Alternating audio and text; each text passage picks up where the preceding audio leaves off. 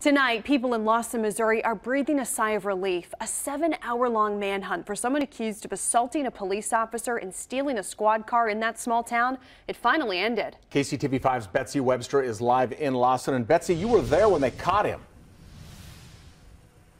I was in the middle of interviewing a resident here at the Maple View Apartments about a search by police of this very same complex earlier in the day for the same reason, when suddenly the patrol cars showed up en masse again.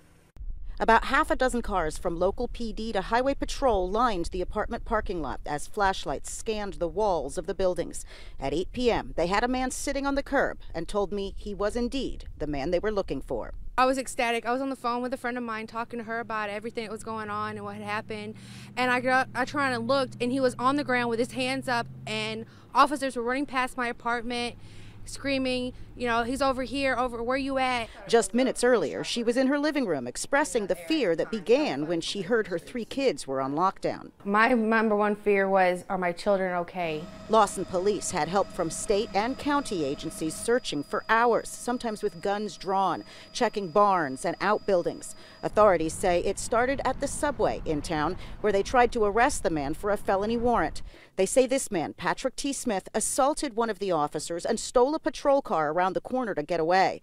Debbie Willis was working across the street when the man ran for the patrol car. I looked out, and this guy is sprinting across the parking lot going across D Highway. Police found the car abandoned in a driveway just 2 houses down from the apartments where they would find their suspect 7 hours later.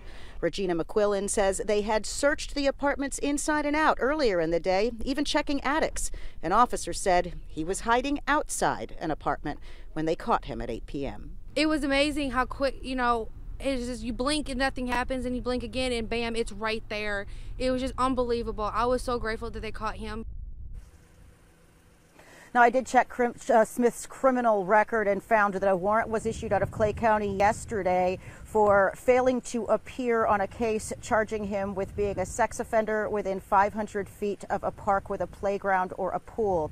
That original sex offense for child molestation of a 13-year-old girl was in 2006.